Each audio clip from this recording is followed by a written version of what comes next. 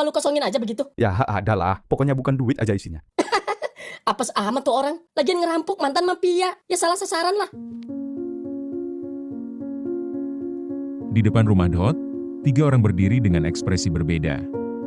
Robi tampak gelisah, tangannya terus menggenggam ponsel, sementara Bang Topan berdiri dengan santai, menyandarkan punggungnya ke tembok rumah. Dot memperhatikan keduanya dengan penuh tanda tanya. Lu gak usah panik. Robi mengerutkan dahi, rasa penasaran bercampur cemas tergambar jelas di wajahnya.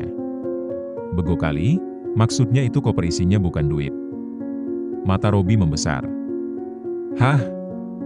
Bukan duit? Iyalah. Terus apa dong kalau bukan duit? Ya pokoknya bukan duit lah. Serius? Apa sih, Bang Topan? Iya, gue serius. Terus apaan isinya? Gak tahu deh.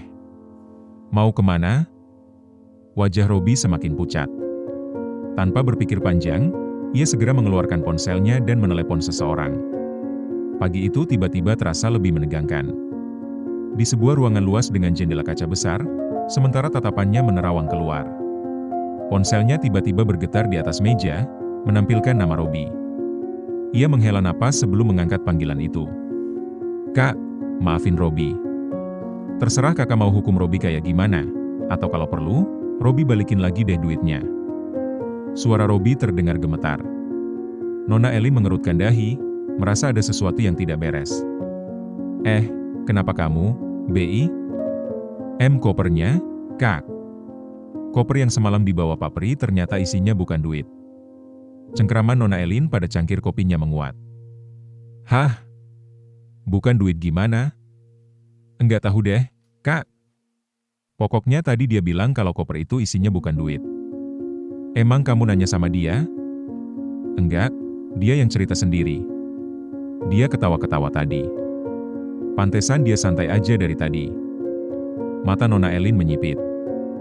Jantungnya mulai berdegup lebih cepat. Oh, gitu? Iya, Kak. Maafin ya. Robi salah info. Udah. Kamu gak usah melas gitu. Santai aja. Enggak enak saya, Kak. Jadinya? Udah, gak apa-apa. Tenang aja. Nona Elin menghela napas panjang. Pikirannya mulai menerka-nerka permainan macam apa yang sedang dijalankan Bang Topan. Matahari semakin meninggi, sinarnya menambah kehangatan suasana pagi. Robi berpamitan dengan Dot dan Bang Topan, tapi kepergiannya justru membuat Bang Topan tersenyum kecil. Dalam hati, ia bergumam, Robi, baru segini aja lu udah kebingungan. Apalagi kalau lu dapat tugas yang lebih berat dari ini. Hah? Kasihan banget sih, BI. Dibudakin sama dia. Di dalam kamar megahnya, Nona Elin duduk di tepi ranjang. Sinar matahari pagi menerobos masuk melalui jendela besar, menerangi ruangan dengan cahaya lembut. Pak Pri dengan patuh meletakkan koper di hadapannya, lalu melangkah mundur. Dengan tangan yang sedikit gemetar, Nona Elin membuka koper itu. Namun, bukan tumpukan uang yang ia temukan, melainkan selembar surat. Jantungnya berdegup lebih cepat. Ia menarik napas dalam sebelum membaca isi surat itu. Halo, Elin. Kamu pasti bingung ya, kenapa kopernya kosong? Kamu juga bingung kan, kenapa aku tahu semuanya? Darah Nona Elin mendidih. Rahangnya mengeras. Elin, bukan gini caranya kamu dapetin hati aku. Kasihan lo si Robi. Dia tuh polos, gak tahu apa-apa. Jangan jadiin dia tumbal buat hal yang kayak gini. Nafasnya memburu. Tangannya mengepal kuat. Oke, sekarang aku mau ngasih tahu kamu dulu ya.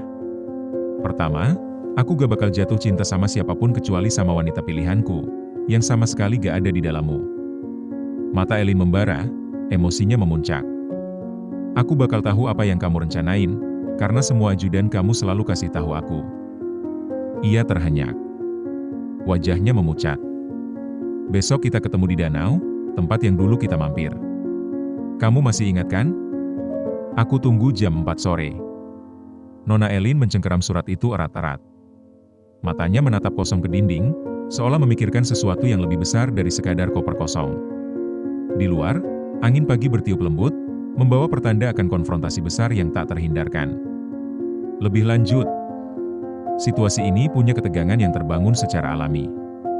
Dimulai dengan kebingungan Robi, sikap santai Bang Topan, hingga ketidakpastian yang makin membesar ketika koper yang seharusnya berisi uang ternyata menyimpan sesuatu yang lain. Misteri semakin dalam saat surat di dalam koper mengungkapkan bahwa seseorang telah mengawasi pergerakan Nona Elin, bahkan menyusup ke dalam lingkarannya.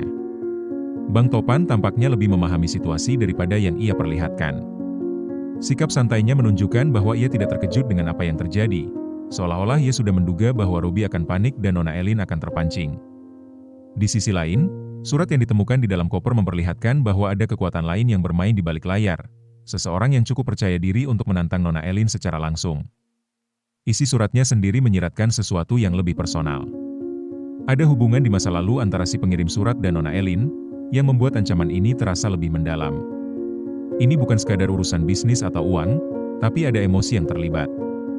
Si pengirim surat tahu titik lemah Nona Elin dan berani menyindirnya soal perasaan. Hal ini jelas mengguncang keseimbangan kekuasaan yang sebelumnya dipegang oleh Nona Elin. Puncak dari situasi ini adalah undangan ke danau. Ini memberikan rasa misteri sekaligus ketegangan yang kuat. Apakah Nona Elin akan datang? Apakah ini jebakan? Ataukah ini kesempatan bagi Nona Elin untuk membalikkan keadaan?